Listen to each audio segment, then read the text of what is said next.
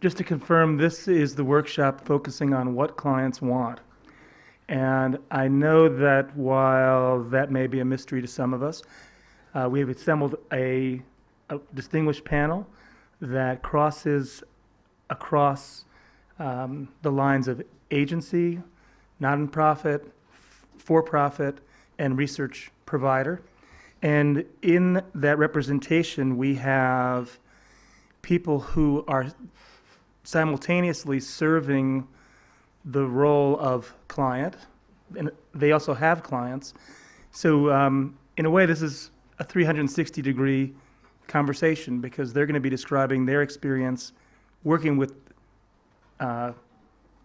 people and organizations who serve their needs as clients, but they themselves serve the needs of the organizations for whom they work and their internal clients. Now, we've agreed as a group to break all the rules of the presentation format by relying more on conversation than on presentation. So the group of panelists who will be introducing themselves in a moment, we will be presenting the question, and then as a group, they'll be answering the question. And on each question, we invite your participation. Of course, we have a time limit, but we want to hear from you since we'll be moving from one topic to the next. So we're assuming as a group that we understand some of the questions that you may have and done our best to answer them collectively, but we invite your questions throughout.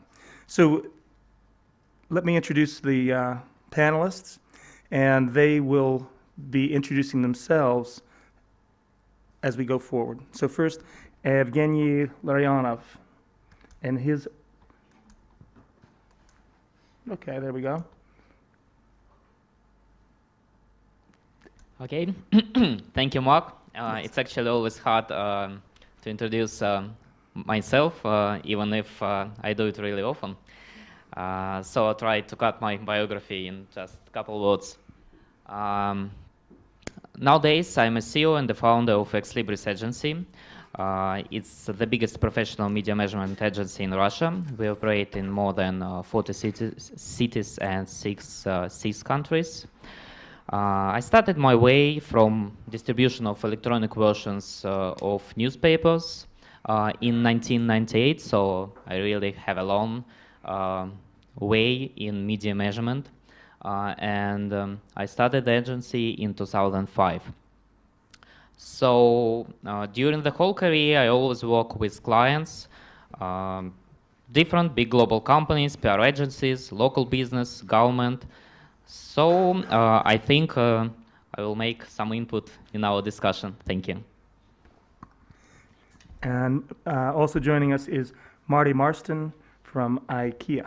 And maybe Marty, in introducing yourself, you can also share where you are on your measurement journey. Okay, thank you, Mark. Yes, I'm Marty. Excuse me. I'm Marty from IKEA. And before I even say anything further, I'd just like to see a show of hands of people who know what IKEA is. Or should I say, if people who don't know what IKEA is, put your hand up. Okay, good. Okay, there's one gentleman back there. Well, maybe over the course of the next few days, you'll learn what IKEA is, who we are, and we'll convert you, and we'll get you to be one of our customers someday. I work for IKEA in the United States, and I'm going to be speaking from that point of view. I am our commercial public relations manager. That means I work in our marketing department, and my focus is really on selling the IKEA products, not so much on the corporate side. However, I did that job once years ago, but this is my current role. So when I speak today, I'm not representing the total IKEA globally. I'm only speaking from the US. And I don't even remember what your question was. You said, where are you on your journey? Oh, where am I on my journey? I am at the very beginning of this journey. And so my thoughts and ideas are coming from a person who's just starting out. And I hope that you'll find that relevant to your needs. Eileen? Hi. I'm really thrilled to be here. And I think I have many bosses. I have 30 bosses, all of whom are surgeons and doctors. And the difficult part for that is they are not business people. So trying to explain to them about the importance of measurement and tracking and analyzing our coverage is very difficult. So where I am in the journey right now is trying to understand it myself and get educated so I can turn around and really sell it up to the C-suite level of physicians that I serve. So we're having a lot of fun. I think I'm learning a lot, and really my big desire is to really work closely with our analytics team and make sure that we know how to talk about it. Okay, Andy West, Hotwire. Yeah, hi there. My name is Andy West. I'm the Chief Development Officer for Hotwire. We are a mid-sized global communications consultancy, specializing predominantly in technology. So in some of the previous sessions when we've talked about big data and M2M and Internet of Things, they're quite familiar to me, so it's quite exciting, which is a relief. My role is multifaceted. I work with a lot of our large global clients. I work with our teams to try and upskill them and bring them on in terms of their industry knowledge and their ability. And also in terms of our measurement, we've really embraced the AMEC framework and have sought over the last 12 months or so to drive that out through our offices worldwide. So in terms of where we are on our journey, we are, I guess, we've taken the first baby steps with our agency internally and with our clients externally, but there's still a long way to go. So I'm looking forward to having some good debate about how we might progress that journey faster. Excellent. My name is Mark Wiener, and I'm the CEO of Prime Research. And Prime Research is a research-based consultancy. We combine technology and tools with talent, an emphasis on talent, to help our clients achieve better business and communications decisions wherever and whenever they do business. My measurement journey started 27 years ago when I worked for a company, no longer exists, but was one of the first PR measurement firms called PR Data, the first company to use computers in analyzing traditional media coverage. It was basically clip counting and variations of clip counting. So for me in my journey, I've been a part of a lot of the evolution from print to broadcast to social, from simple counting to more advanced metrics, including the kind that we spoke about this morning, market mix modeling and advanced statistical analyses. So now we're going to move to the format where I'm going to pose a question. Our panelists will each answer sequentially, and then we invite the conversation. So Evgeny, you have the first question, and that is, when it comes to communication, measurement, and evaluation, can you offer some preferences which are common to all clients? Maybe a safe foundation for anybody thinking about the measurement and how to get started. Well, we all know that the main purpose is increasing sales in terms of what PR can help. We know that PR helps to change customers' behavior. But if we talk about clients when they come into professional agencies for measurement, I will tell some examples from my experience. PR agencies are usually look for coverage of traditional and social media. They want to show their clients how good they are, so they want to cover everything we can. The second thing they're looking for is speed. So when it comes to make project-related changes, it's really important for them how quickly we can start delivering the product, how quickly we can make any changes in its specification. And the third most important is the price, for sure. As for the corporate clients, they also look for coverage, but then depending on the level of the client, I mean like low level, mid and high, they're looking for the best balance between the price and the quality of the product. For example, the high-level companies, which can allow themselves big budgets, they usually want to have the best quality of the product, and they want to have the best service. This is one of the main things. I guess my colleagues will help me. Marty. If I think about this question, I have two sets of clients. I am a client myself. I'm a client of organizations such as yourselves. And then also I am a client to my CMO and to the people in our executive suite. And then also I work in a matrix organization. So I am feeding information back to our global headquarters in Sweden at times. So we all straddle these different roles that we play. But let me speak about if I am a client myself, and what are my needs as a client from service providers such as you. One of the things that I really feel that I need from you and your help is to find a way to simplify the information that you're delivering to me. I'm not a brainiac, and I don't approach the numbers and the analytics in the same way that you would. So it takes me time to understand this and to wrap my head around all these big numbers that I see. And how do I go about using that? So if I would want to speak to you, I would say, help me to better understand what you're delivering to me, so that then I can use that information in a simple and clear way and communicate that to my clients, to my CMO, and to other people in my organization who I think need to know this information. So Eileen, you're in a highly matrixed organization like yours, working with people who may not be natural communicators. How do you recognize and satisfy their desire for measurement? Well, I think that's so true. Normally, the tone is set by our CEO, who's a heart surgeon, and the CEO, if he believes that PR by the pound is what he wants, then everyone else follows suit. So my challenge is really to educate myself, like I said earlier, but also to help educate him on why this is important. I think when I look at what many folks want from companies, they want to know the more of the quantitative versus the qualitative, and so we're trying to shift from more to a qualitative perspective and report and understanding. So I agree with what you guys have said.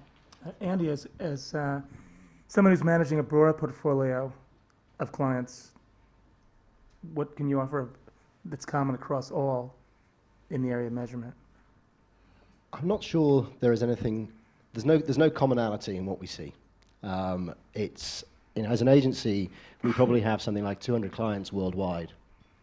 All of whom obviously want to measure the effectiveness of the dollars they're putting into our agency and the work that we're doing, which is understandable.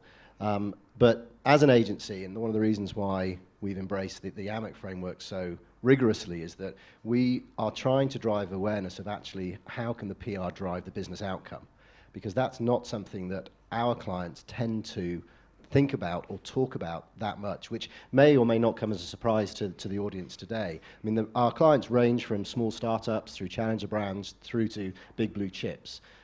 There's a very, very wide-ranging level of sophistication in the way that those clients measure public relations.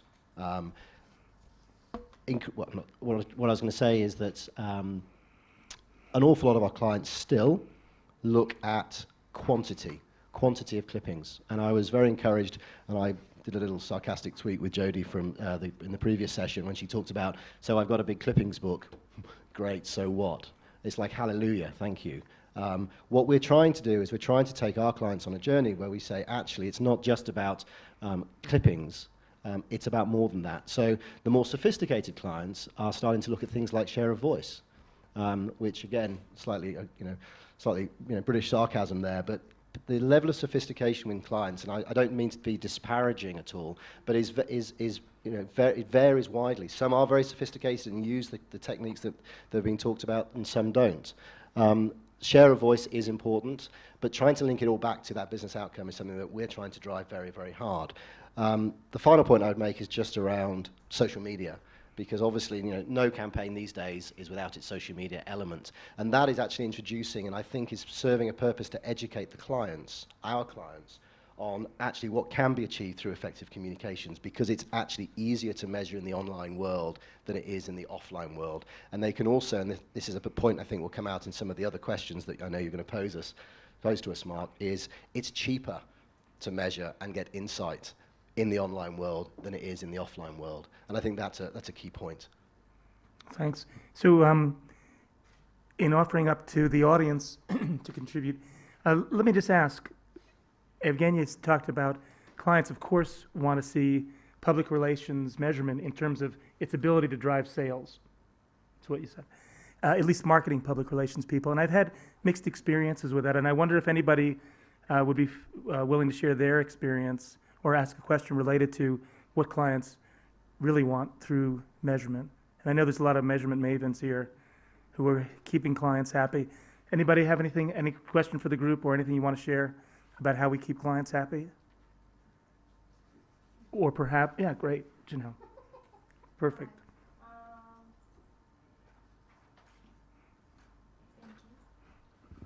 Hi, everyone. So I have a couple of clients for whom we are doing measurement for, and I would say each of their objectives are very, very different. So, oftentimes you approach something thinking that you could have this standard framework.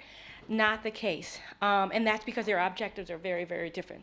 So one client, he is very interested in the quality of coverage. So for him, he came out of the gate talking about it's not about quantity, it's not about impressions, because I know that my media environment is already delivering very limited quantity. So we have developed a research approach where we're looking at the size of the coverage that he's getting just to establish our baseline, but it's more important for us to assess the quality of the content. So we're doing a lot of content analysis to understand what are the messages that the media is using to talk about the company, to position the company, how does that align with the key messages that they want to associate the brand with.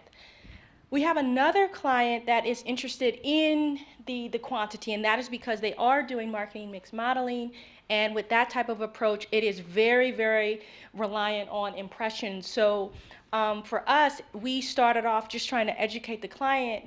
Is it the quality of placements by DMA, or is it indeed the impressions? Because that's what the marketing mix model is using to determine the impact of PR on sales.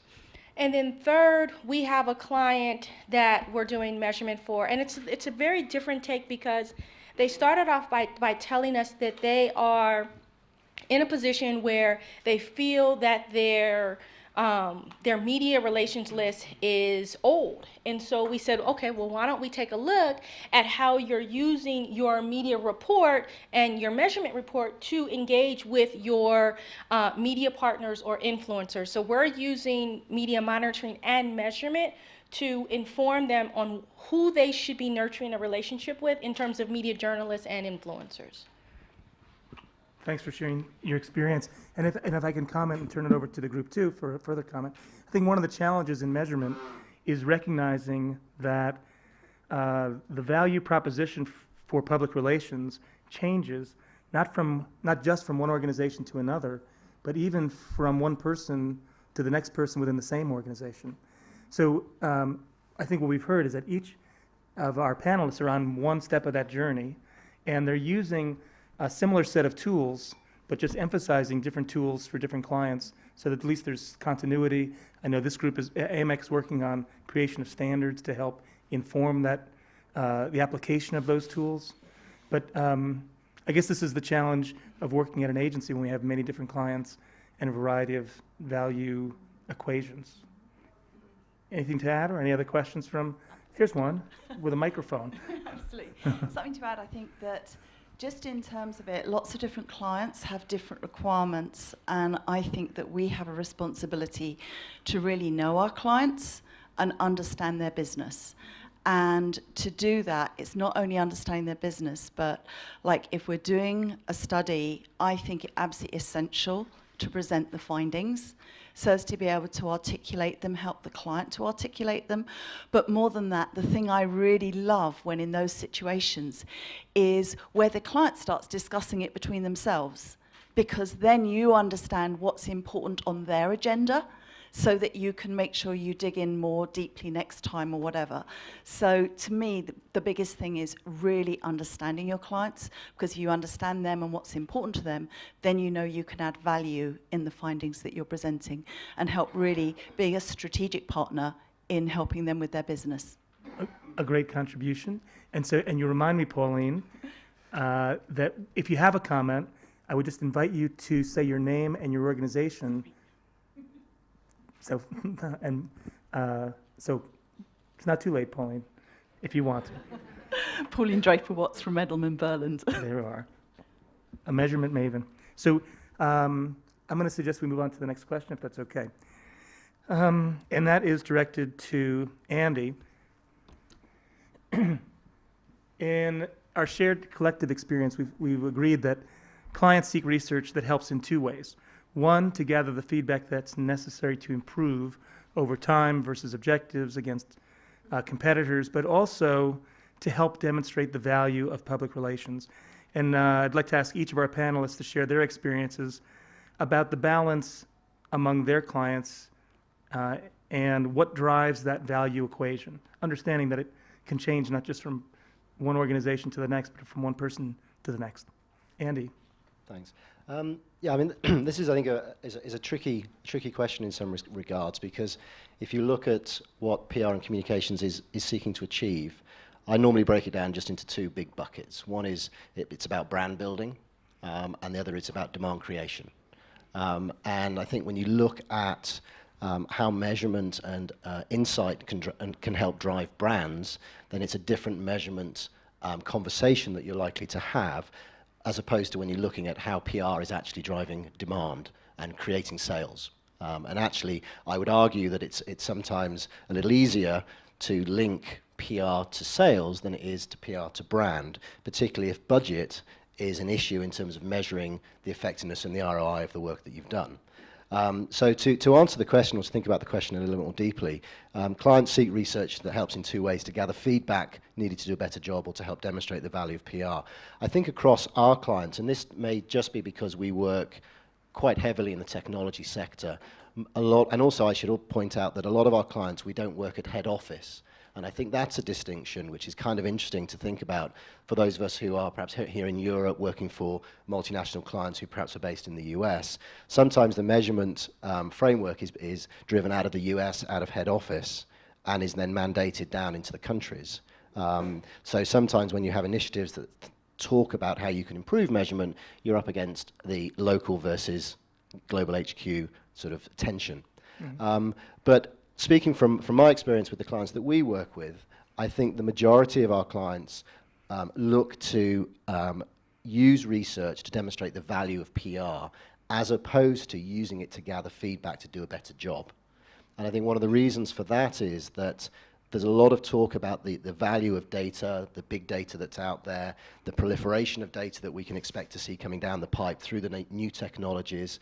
I think some of the analytics that are starting to be targeted at the marketing services community are going to be very, very useful to help us get that insight. And a lot of the conversations this morning were talking around that. But I think there's still a ways to go before A, that data becomes easily understood, and B, until there are the skills within perhaps the PR community to take that data and turn it into actionable insight. And one of my little sort of soapboxes is around education. And I think within the next 5 years, when graduates come out of school, having done their 3-year degrees in PR, I think they will be well schooled in analytics. They will be statisticians. They will be far more numerate than they are today, which is going to be alien to the majority of us creative PR types, to whom a number is, makes me quiver at the knees. So I think until that happens, I think gathering the feedback to do a better job in a scientific way is going to be a slow burn. But I think there is the opportunity when you link it more directly to sales, and if the client and the clients that we work with, when they open their kimonos to us and we can see how their deal flow works, where their sales leads come from, what happens when the sales lead comes into the organization, where it goes, how it gets qualified, etc., then we are far better able to demonstrate the value of PR, because we can start to link the activities that we are doing to actually drive those sales leads into the business. And then we start getting some interesting conversations around looking at what tactics or what channels drive the best sales leads. And once you start having that sort of conversation, it's amazing how a broader audience within the client sort of starts to sit up and take notice. They want to come talk to you, because if you can hold the key to driving quality sales leads, that really is driving value to the organization. And we have one particular client where they have really embraced this approach, and we've built it into a content marketing strategy, which is not just built around media relations, but is much more built around an integrated Marcoms approach. And through doing that, and through making sure that there's tight integration online and offline with events, we actually were able to demonstrate an 18 times return on investment for one particular project. That really did capture the attention of the MD of that particular company, and it made our client, the comms director, a hero. And at the end of the day, we like our clients to be heroes. So I think, at the moment we're seeing it's easier to demonstrate the value of PR if it's linked to sales and you've got that open relationship, transparent relationship with your client. It's still, I think, relatively difficult and relatively rare to get the feedback that enable you to do a better job. Okay. So Eileen, how do you manage this balance at Cleveland Clinic? Well, actually, both of them are incredibly important to me because, if our CEO sees a great story on the front page of the Plain Dealer or the New York Times, he'll say, great, I understand the value of PR. I think out of necessity, the way healthcare is changing in the United States, healthcare reform passed this year and is going to require hospitals to do a lot more and get paid a lot less. So rather than fee for service, whatever we do, we charge for and we get paid for, we're having these bundled payments. The government will say, here's how much you're going to get paid, and you have to do all these things within that parameter. So we're being forced to do more strategic public relations so we can identify patients who are coming from all over the world to get care at the Cleveland Clinic and who will actually get on a plane and come to the Cleveland Clinic for care. So it's a completely different way of looking at it. I think my challenge is to help our leadership really understand the value of PR and how we're going to be critical in the future. And I think that presentation earlier today, that PR is a critical enabler of the business objectives. I think that was the line I heard. But it's true, and I think right now we have to move from just, hey, it's a great value added to it's critical to us going forward. Marty. I agree with Eileen. We need to be doing both, and we need to be using it in both ways. And that doesn't mean that we use it in a 50-50 model at all times. However, for us at IKEA in the US, when we finally were involved in a market mix model, and we, for the first time ever, saw what the ROI was on our work, it was one of those aha moments, not only for myself, but also for my colleagues in the marketing department and for my CMO. Because there it was in black and white on a chart. Finally, PR showed up, and our value, our contribution that we were what it really did was validate for everyone the investment and how that would pay off with our actions. So I think we need to be doing both. We need to be working in both ways. It also allows us to adjust the work that we do, maybe not on a day-to-day basis, but allows us to adjust programs that are upcoming. So every time we learn something new about our business or about how we're contributing, it allows us to hone it down a little bit more and be more specific, be more targeted, be smarter, so that we're using our effort more efficiently. Great. Evgenia, in your experience. Thank you, Margaret. I just want to ask Margaret, am I right that you mean you use both demonstrate the value of PR and just to make the points from where to go further and to do a better job?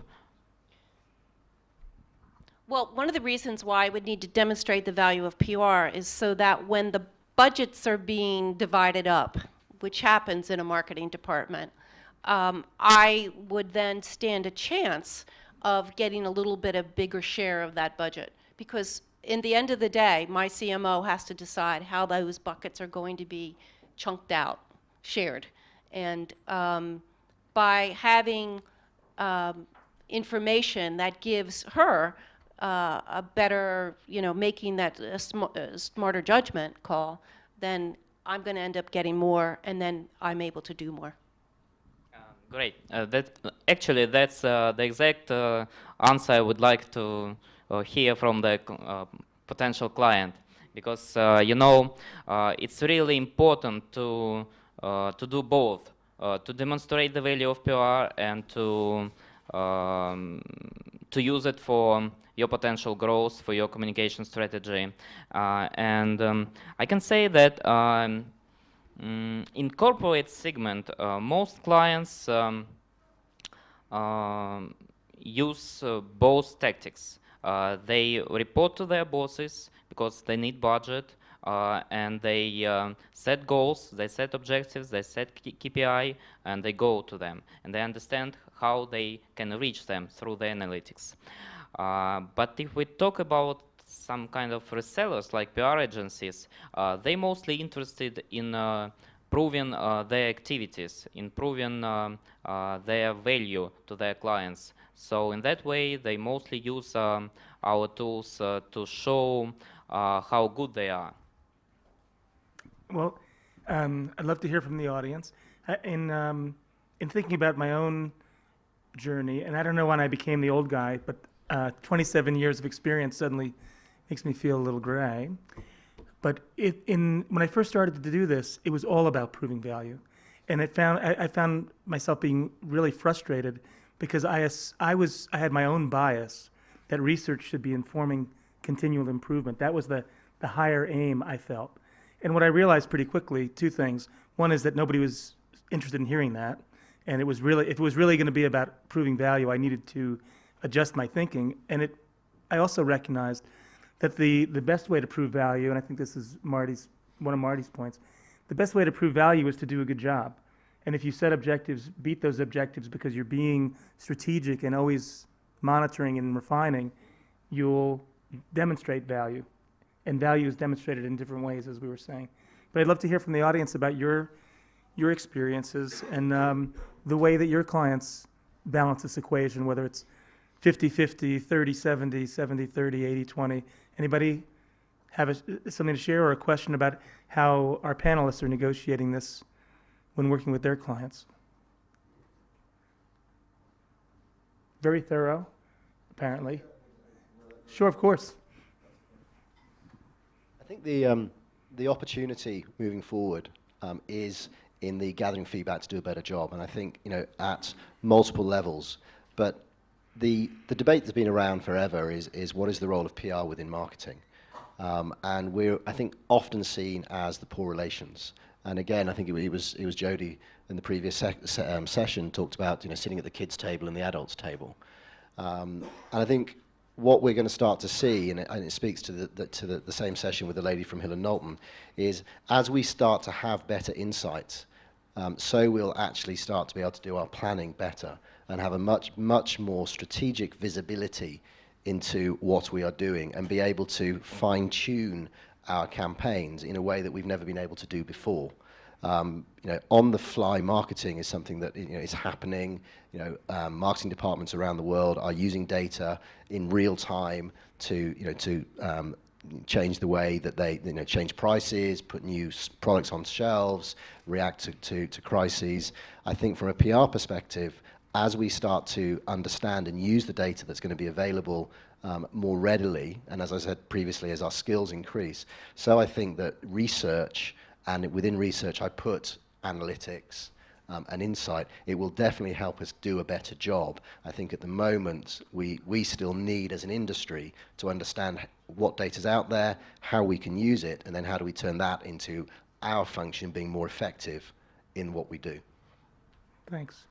And so how do you respond to Evgeny's point about agencies tending to be more focused on proving value? Do you see that as function as clients driving that for the agency, or that the agency is pushing that on the client? I think it depends what your relationship with the clients is like and where it starts. We had a conversation over lunch about some fairly simplistic ways of looking at the client engagement. And very often PR agencies dive into strategy very quickly. Then they open their toolkit and start to do the work. Then they start to worry about, oh shoot, am I delivering the value? And they start to be wanting to be measured by the number of press releases they've issued or the number of interviews they've arranged. In other words, the outputs.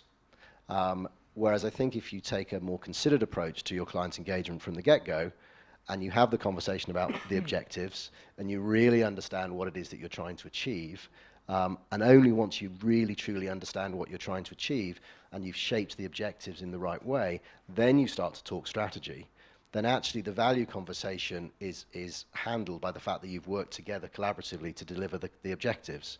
So there shouldn't be any question at the end of the process to say, well, this is what we wanted to do, this is what you need to do, this is what's going to drive the business, this is how we're going to do it, and these are the tools we're going to use, and oh, look, at the end of it, did we succeed or no?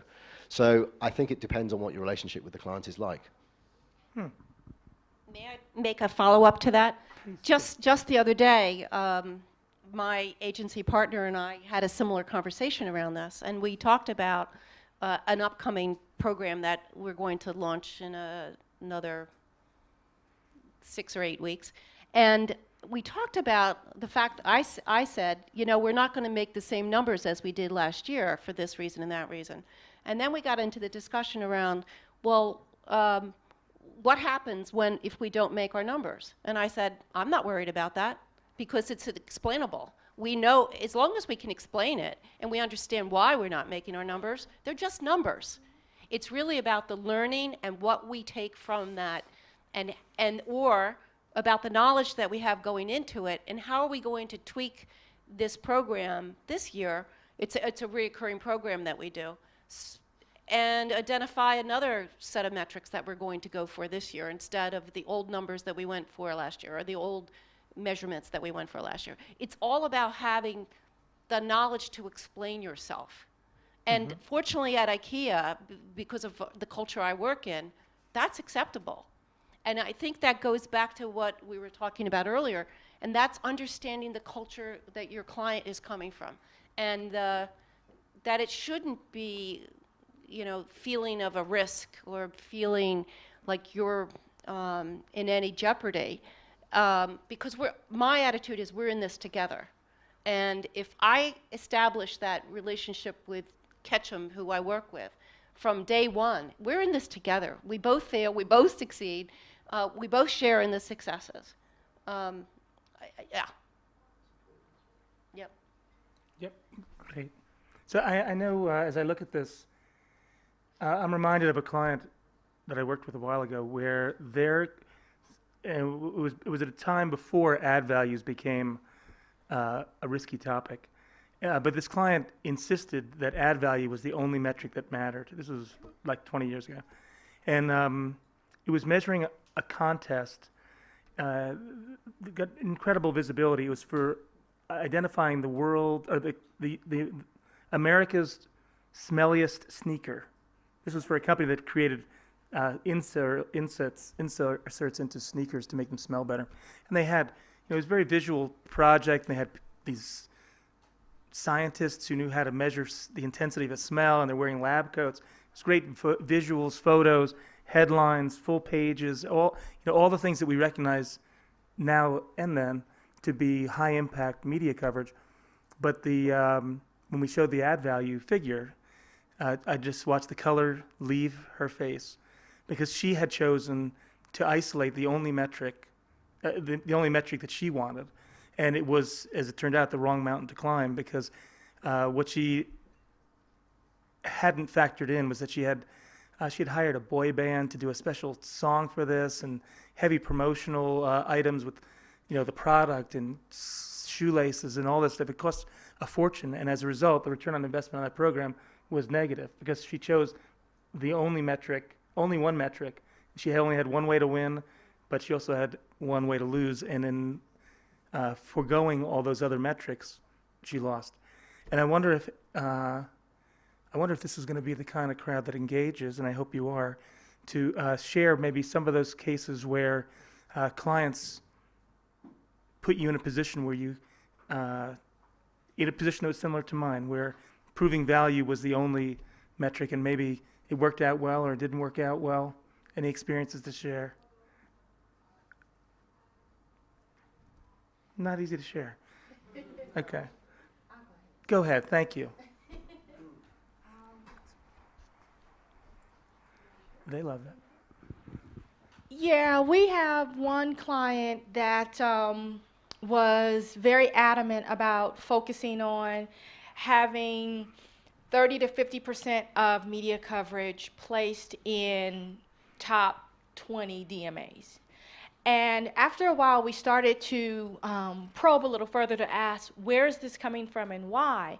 And her rationale was that if she got majority of her placements in these top DMAs, that it would give her a stronger chance of getting a positive read in the MMM.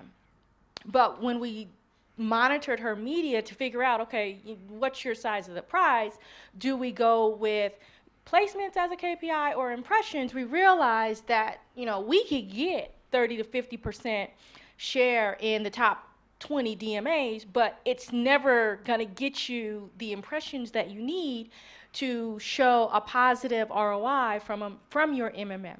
So I think the learning from that was we had to understand what her end goal was and where she was coming from with the direction to focus on placements rather than impressions. So once we understand the nuances of her business environment, like Marty had talked about, we then went down this path of educating her on why we need to shift the KPI from placements to impressions, because that is really what the organization is using to determine the value of their PR.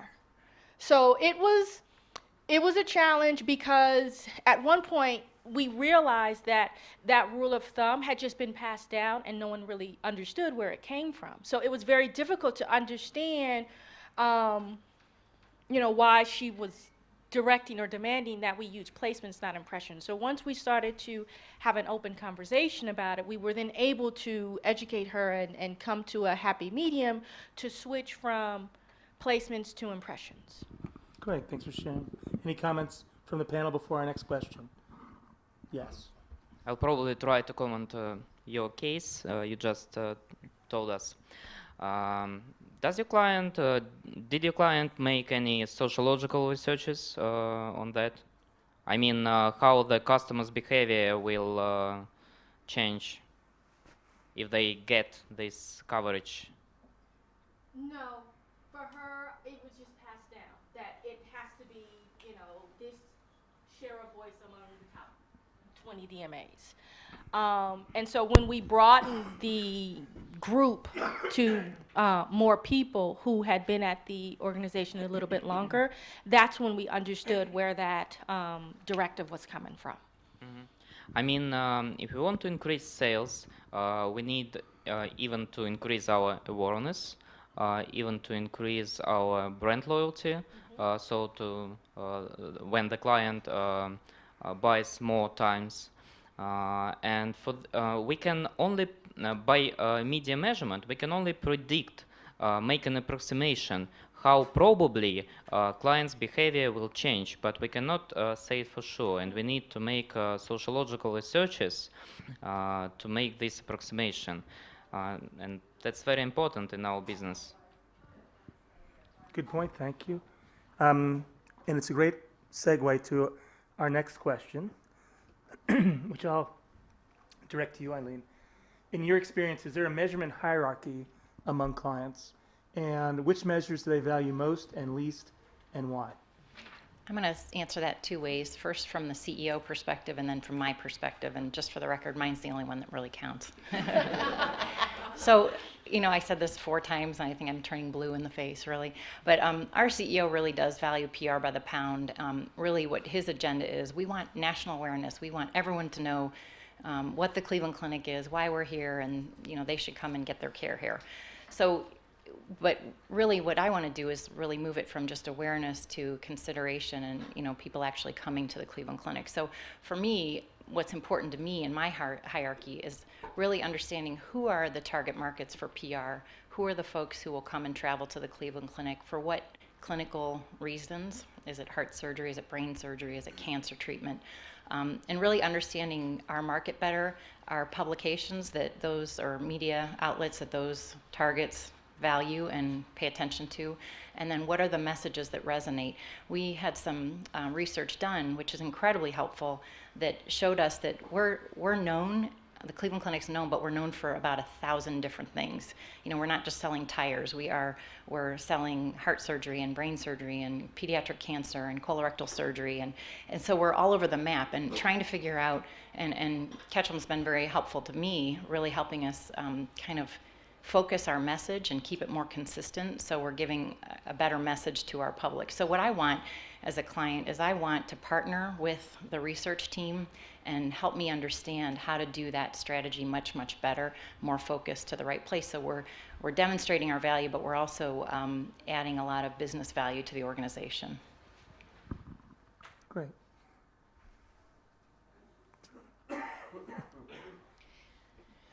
What I think about this traditionally, and even to this day, we're still measuring impressions and the number of placements. We are still measuring that, and my counterparts in the other IKEA countries are doing the same thing. Part of the challenge is I don't think they know yet, as I didn't until just fairly recently, that there were other things that could be measured. I mean, it was simply just a matter of not being aware, not knowing. We've started to make this shift in the United States over the last 2 years since I've started on this journey of educating myself about this. And I think that some other IKEA countries are in this journey as well, but there are still other countries that are not even, they haven't even left the gate yet. I know that they will come along once they are aware, but it really goes back to just not being aware that there are other things that can be measured besides AVEs and impressions and a number of clips. As you asked the question about changing consumer behavior, and I always get confused between outputs and outcomes. It's too similar to me. Outcomes, Outcomes. behavior. Absolutely. So, yes, you know, this is part of this journey that we've been on, and I see the promise for the rest of us. So you're in a retail organization, marketing heavy. Is there an emphasis on public relations ability to drive sales, or is it public relations ability to drive impressions? It's really to drive awareness. Okay. That's So that's really where we're challenged, not to drive sales. Sales would be a result of increasing people's awareness, changing their consideration for IKEA as a choice, and then as if I think about it in the old traditional purchase pathway. But Okay. where we really sit is in the awareness segment of the purchase pathway. And let me just ask, how did that change when you did the market mix model that made the connection between public relations and sales? Yeah, well, that was that aha moment in terms of really the value of what we do and what the return was for every dollar spent on PR, the actual return, and how that does contribute to sales. But we didn't have that knowledge until we saw the first report come in. And now that you have, is it changing expectations? Absolutely. It's changed the awareness of, you know, my colleagues that I work with. It's certainly giving us that seat at the table where people realize that the value and the investment will pay off if PR is a partner in an integrated strategy. We've always been a partner in the integrated strategy, but I think we were there really through faith, not so much from a proof point. And now we have that proof point. Understood. Did you want to say something? Well, okay, fine. I think it varies enormously depending on who the client is. We have some clients where we actually work at head office level, GHQ if you like. There's some very sophisticated organizations out there who are still using AVE. And we are on a mission to try and educate those clients that AVE is not the valid measure of PR, as obviously the wonderful principles lay out. There are a large number of clients for whom quantity of clippings is still the measure. And I take the point around quantity of clippings equals awareness, And I think, in terms of the sales funnel, it's important that you have that awareness. A lot of clients increasingly are, insisting upon breaking down the type of coverage into various channels so that we can start to understand exactly what channels are most effective in achieving whatever the outcome is that we're trying to drive. So there is a hierarchy, but it really varies as to who you're talking to and where they sit within the organization. So a lot of our local organizations, where we're dealing with, just a national or a domestic entity, they may well just be concerned with quantity, for example. I think in terms of, what measures do they value most and least, there is still this belief around AVE. Okay. And I think one of the reasons why we've embraced the framework so passionately, it gives us a platform to actually have a conversation with clients to try and persuade them that AVE is not this measure, and to show them the error of their ways. And the fact that this has now got momentum across the industry is helping enormously. We still get invited to take part in RFIs and RFPs where you talk about measurement, and they talk about what is your method of calculating AVE. And on a number of occasions now, we've gone back very, very clearly and said, you know what, we don't take AVE as a measure, and if you don't like that, fine, we'll bow out of this RFI. And that, that's a fairly sort of, strong commercial decision to take when you're talking to a procurement department. But I think we have to take that stand to do that. So the hierarchy exists, but I think the hierarchy can change and should change as we continue to educate, and events like this continue to spread the message that actually measurement and insights and analysis is evolving, with our industry. Right. So, Evgenia, you referred earlier to attitudinal research, and maybe you can talk a little bit about how that fits into your the client hierarchy with the clients within Yeah, media. sure. I just want to add that Barcelona Principles and our mutual efforts aiming at disproving that AVE really work, because nowadays less and less clients ask for such kind of metrics.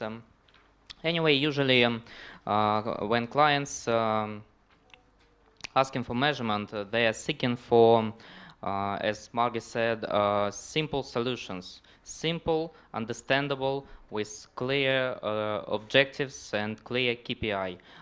That's one of the main things. And when we come into the client, we need to offer them a whole communication evaluation system, which includes, in our case, includes monitoring and analytical products, as well as KPI setting and consultant services, and everything in between. We should pay attention to social media measurement, especially in growing markets like Russia. There is a big gap between what clients know about social media measurement and what's really going on in this sector, because somebody heard about something and now he thinks that he knows everything about social media measurement and he wants to do like this. But usually it's just I can't say a good English word for this. What we really need is to understand clients' needs and to give them the best metrics they can use in their work. Well put. Any comments from our audience? That's okay. So one of the topics that's come up a few times is the use of advertising values. So my question to you all is, how do you reconcile when clients, when their measurement hierarchy, bless you, when their measurement hierarchy conflicts with the hierarchy you hold as a PR and measurement expert? Andy's declared his agency's positions in no uncertain terms. So maybe you can share, each of you, a resolution story where you helped to resolve this gap between your hierarchy and your clients, and what you learned from that experience. And Marty, you first. I mentioned this story a little bit this at lunchtime, and I said I was asked this just recently, I guess it was around February, to report in my AVEs for the first 6 months of the year. And I said, and this was somebody asked me in the global organization in Sweden to report this, and I said, I'm sorry, I can't do that. And she said, well, why? And I said, because I don't measure those. And in another organization, I might have been fired. But at IKEA, fortunately for me, the person said, well, good for you, because I know that you've been on a campaign to move away from this. And I've heard you talk about how the heck would you measure bad PR? You know, so why are you measuring AVEs? They don't mean anything. And when I start to challenge what AVEs meant, and I've become kind of an advocate for I have become an advocate for moving away from this. The feedback was good. So this person who I didn't refuse, I just said I can't provide that information, and I'm not going to spend the time to try to go backtrack and get that for you, because I think it's a waste of money and a waste of time, and it's a waste of our focus and our energy. But I would love to take the time to tell you about our journey and what we're trying to do instead. And when she was over here a few weeks ago, we did take her through that. And hopefully I've now started to advocate for another way of doing this on a global basis, so that they don't ask me 6 months from now to give them another number that I'm not going to be able to give them. So, and how did your peers react? So that's, your client respected your position. Yes? In a way, maybe you were shining a light on your peers who choose to use that measure. Was there any resolution required there? From a peer standpoint, they weren't aware of my not supplying that. And I don't know if she went to the worldwide CEO and said the U.S. is the only country not reporting. I don't know what happened, and I never got any backlash from that. So I haven't asked. But she did say to me, oh, well, when you come to our worldwide meeting that we have in December, I really want you to share what you are doing with the rest of the countries. Wow. So that they'll be able to, because they're probably at different points of this journey as well as I am. And we can all learn from each other. And it's very much our culture to do that at IKEA. Great. So my analyst that I have on staff changed my screensaver, and it said, numbers don't lie. And she said, you have to keep saying that over and over. So when I hear my CEO say one thing, I have to keep that in the back of my mind. So, we're grateful to what you do and how you can help us. And, at one point we knew we had a major story coming out on ABC World News Tonight, and it was a story about a very new experimental treatment for brain tumors. And we had 4 patients in the trial, and this was a walnut-sized tumor deep in the brain that was inoperable. So it was a death sentence to anybody who had this. What we did is we worked with a company, and they developed a probe that went deep into the brain, and the story was called Cooking Brain Tumors. And it literally cooked out the tumor, and all 4 patients were cancer-free afterwards.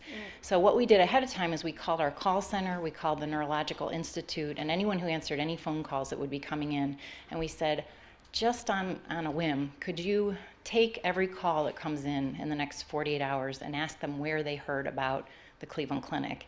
And 1,128 phone calls came in from around the world, including people that said, I don't have a brain tumor, but if you can do that, I'm coming to the Cleveland Clinic. And so I learned from Dr. Rocklin, or Las Vegas as they call him, I guess, right?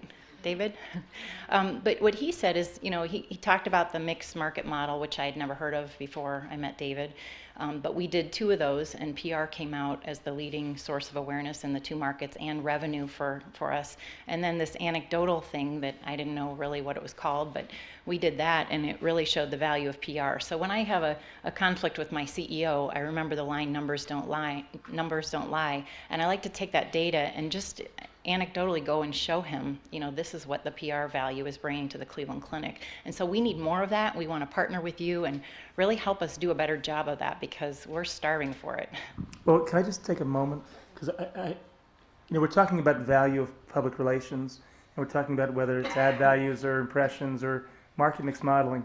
But I think you may have, as we used to say in in journalism, buried the lead. Because what you really said was that by having the successful procedure, you were in a position through public relations to let people who were suffering from brain tumors know that there was a way to save their life. And what an amazing thing that public relations can do. And what I can't think of a more important measure. So I just want to recognize that in a way that you didn't. I Even think though I you do it made every day. I probably get a little too complacent. Well, it's pretty amazing. Thanks. Yeah, it's hard to follow that. I think it's about the role of the agency and the client working together. You know, I think the process of setting a measurement hierarchy has to be a consultative project where, you know, you work with the client to, you know, if there is a disagreement and maybe the client wants to go down one route and you want to go down another route, there's always a middle ground. And I guess, you know, coming from 25 years of agency work, you know, you have to find that middle ground. You can't dig your heels in too deeply or too hard because you end up with very few clients. So, you know, what I found is that, you know, where clients have come to us and talked about AVE, at the end of the day, if they're an existing client and that's how they measure, then fine, we'll acquiesce and we'll do the AVE, but we'll make it very clear that actually that's not recognized as the right sort of measure. And actually, do they understand how much time it takes to arrive at the measure and what could we be doing that might add more value if we didn't do it? Because at the end of the day, most of our clients pay us for time. So I think, you know, for us, it's very much a consultative approach.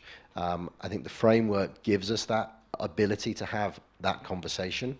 So depending on what the whereabouts in the framework you are applying the focus for your PR, whether it's generating awareness, driving knowledge, you know, building up consideration or ultimately preference, there are different ways in which all of that can be measured. And I think what the framework has given us is the ability to have a more informed conversation with our clients and perhaps open our clients' eyes to the options that are out there to actually create measures that can be linked back directly to the business and give you that information that will then resonate with your CEO and your executive board. One example that I use is, I don't think they'll mind me using the name, is a company called McAfee, which is a security company. We work with them primarily in the UK, but at a European hub level as well. With the European Communications Director, she reports into Global out of Santa Clara. Their way of measurement wasn't AVE, so we didn't get into a major dispute, thankfully, but it was around quantity. And we had a conversation with this individual and said, look, there are different ways that we can approach this. You know, what if we could demonstrate through the program that we're pitching to you right now, this campaign, what if we could relate that back to sales? How would your bosses feel about that? And she said, well, can you do that? And we said, well, yes, we can. We've got this amazing framework that we've lifted from AMEC. And we did that. And it was brilliant because we were able to have there was a start and a finish. We had very clear objectives, and we were able to measure exactly the sort of outcome that campaign drove for that business. And we were able to measure it in pounds, shillings, and pence, which was fantastic. That's an old-fashioned currency. So, and as a result of that, and more importantly, the communications director, Michelle, has now taken that across Europe. So we're now consulting with the other agencies around Europe in the Valid Metric framework, which I think is great for us as an agency, and it's great for AMEC and for the principals. And it's really started to open the eyes of McAfee in the US at corporate. So I think, you know, if you start small and you can demonstrate the value, then actually this thing can gain momentum pretty quickly. So that would be sort of our example of a success story of how we resolved that dispute. Thank you. So, Evgenia, in your case, as a research provider, saying no to somebody is directly related, or can be much more directly related to your business success. And how do you reconcile? Well, first I can say that about the metrics. We cannot suggest a metric to our clients if we do not understand or can't explain the use of this metric. I mean, it's about the AV, for example. For the 8 years of our history, we always used some kind of weighted media cost, as we discussed it, I guess, a couple years ago in Lisbon at the summit. It's like somebody called it PR value or weighted media cost or some kind of this. It's actually just the usual media quality multiplied by advertising cost, and it can survive, but it can survive only in dynamics or comparing with rivals. Yes, if we're talking about these metrics, and PR agencies usually like some kind of these metrics, and so we provide them with this PR value or weighted media cost, and a good reason for them that we use is we talk to them about Barcelona principles. We talk and they usually work in all this society. I mean, like ICCO or PRSA. So for them, this is a good reason to exclude such indicators from their practice. Good. I guess that's it. Okay, well, good. The final question is one I would love to put to the audience first, and that is this. One form of evaluating performance, and it's probably the simplest, least expensive approach, is to set objectives that are meaningful, measurable, and reasonable, and then meet them or beat them. Sounds simple. But if it's so simple, why is it so difficult?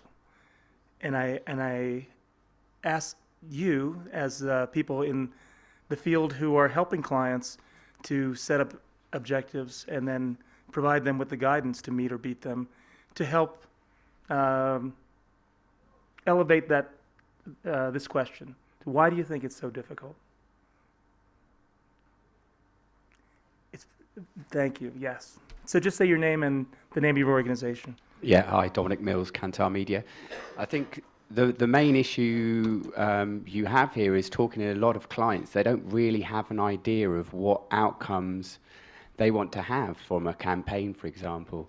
And that is the starting point that you have to work with. Sometimes I'm amazed how many times I'm met with a blank face when you sort of, so what outputs, what outcomes do you want to have from this campaign? And they kind of, you get this blank stare. And so that's where you have to really start with a lot of our clients.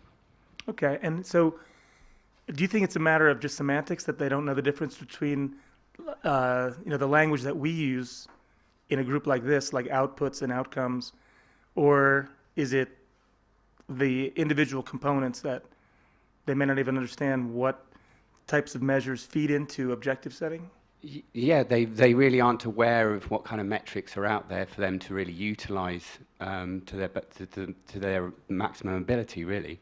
And we find that the best way to make them feel comfortable with change is to give them real working examples of similar sector-based clients that we work with, and explain to them that the outcomes that they came from the work that we gave and the metrics and the measurements that we gave them.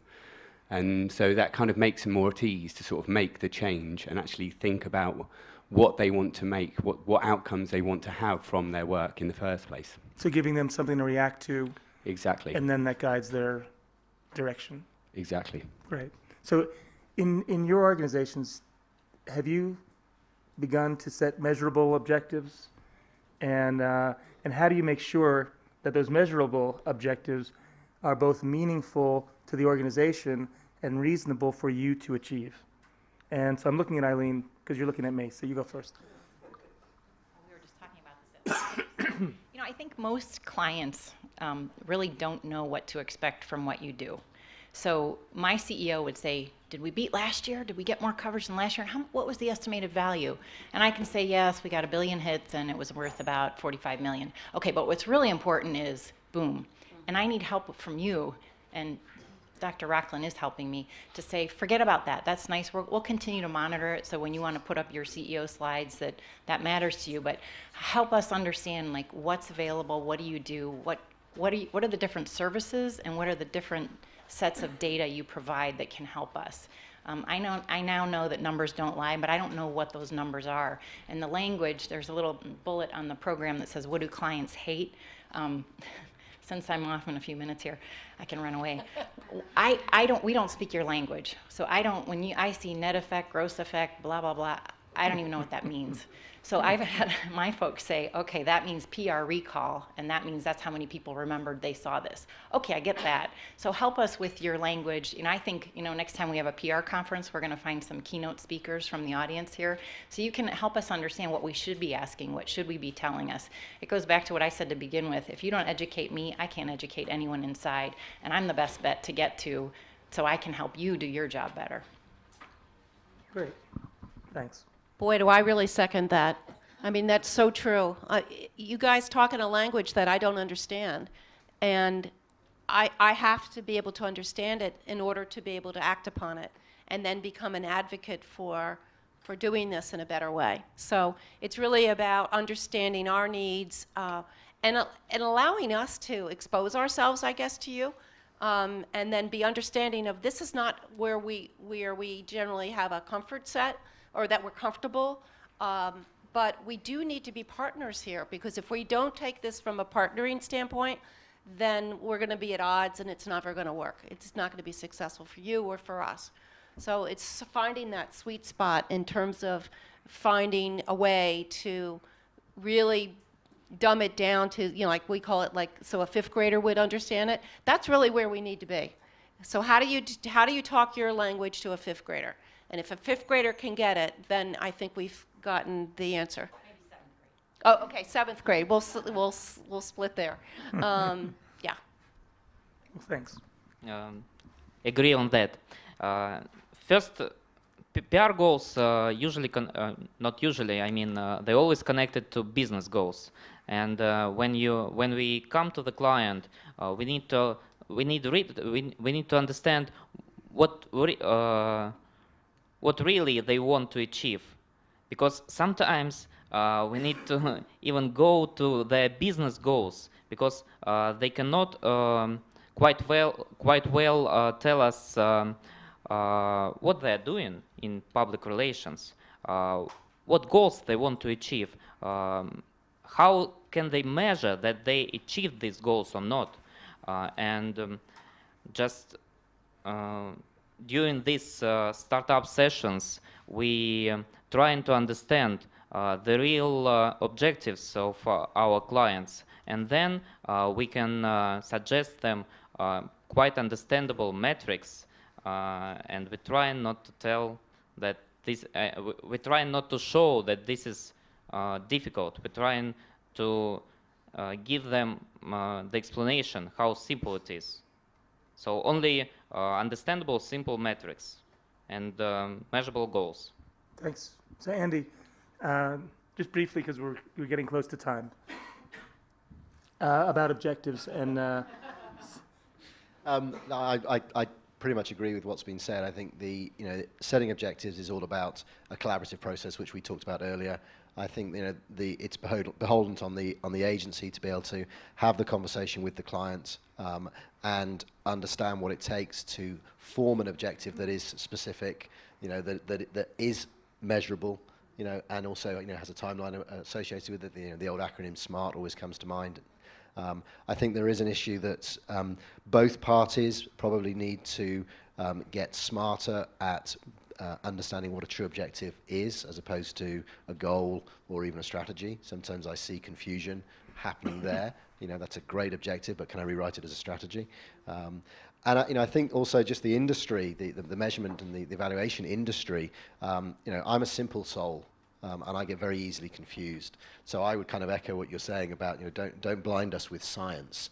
I think if the PR community can work with the measurement community, on a set of metrics that are easily understood, then we should be able to translate that into the language that our clients wish to hear and can understand. Thank you. So I'll, before opening up to closing remarks, let me share an experience I had about objective setting, because I had always assumed, after having read textbooks and being a member of different professional organizations, in which setting objectives is always the foundation of successful public relations. And in a conversation with a medium-sized PR agency president, whose clients you would absolutely recognize their names, said to me once that I would, and I was asking him about objectives, and he said, I would rather forego ever being a proven success in exchange for never being a proven failure. And it told me something about that agency, but it also told me something about what's holding back public relations if we are not brave enough, as our panelists have all demonstrated, a kind of bravery in trying to elevate their clients to a higher level and taking a position that being a proven winner is that much richer when you can validate it with measurement and in those cases where we might fall short, knowing how we fall short so we can address them properly will eventually lead to success. So I'm going to ask each of our panelists for closing comments, and then I have a closing remark, and we'll head upstairs. Closing comments? Brief closing Thank you, comments. Mark. Yeah, sure, very brief. Everybody knows that clients actually are everything for us.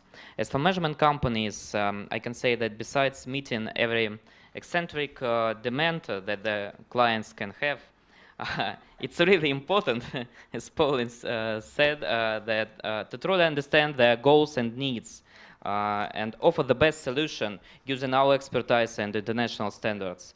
And still not only to give the best practices, but also to be so persuasive so that the client sincerely believes you and understands that you give the better solution they probably know before. To do all this, you just need to know your job very well. And don't tell the client that the measurement is a hard science and that you'll never understand it, so just hire us, and that's it. Thank you. Thank you. Yeah, it's really about simplicity. It's about understanding the client's needs, helping to educate them once you determine where they are on that knowledge scale, and then partnering with them, because you both have to be successful at this together. I don't think I have any more to say other than that. We've pretty much said this all along. And I would just say that, you know, up until last year, I was afraid of what you do. And now I actually am excited about it. I'm excited to learn from you and really turn things around. And I think you'll find that that's the case with many, many clients, if not most, if not probably all.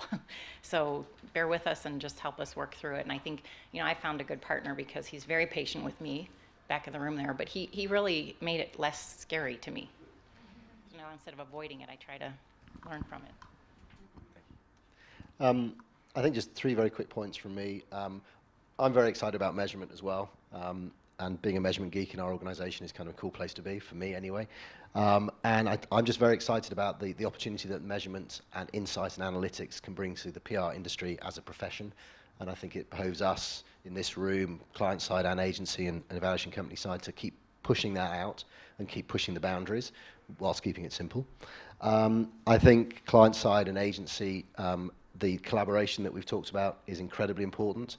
There are so many issues around measurement that we have to work together to overcome. One of the things we haven't discussed is the cost of measurement, and how agency, you know, it's very easy for the agency to say, no, you know what, our client won't pay for it. Well, I think it's a responsibility of the agency to work with the client to find a way of how that can happen. So I think the collaboration is a really important point. And the last point is really just sort of testament to the event and to everybody here, which is, I just think it's so important that we continue to bang the drum and we continue to push things forward, because otherwise there are certain other marketing disciplines that will eat our lunch. And I think what we're doing is exactly the right thing. Excellent. So before I ask you to join me in thanking our panel, I've been asked to make these announcements. We're breaking now for a networking session on the roof. Hostesses will guide you to the roof. I think it's up. Happy to help them. 2 elevators will direct you to the 7th floor. There's also the stairs, as many of you have come to know. And we resume at 16:45. So with those announcements, let me just ask for a show of appreciation to the panelists who are willing to share their experiences.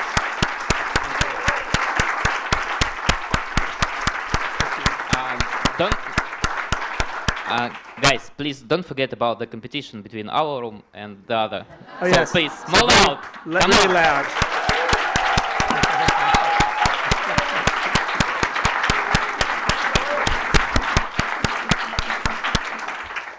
I'm sure we won. Thanks, everybody. And the panelists will be here and on the roof if you have other questions. Thanks.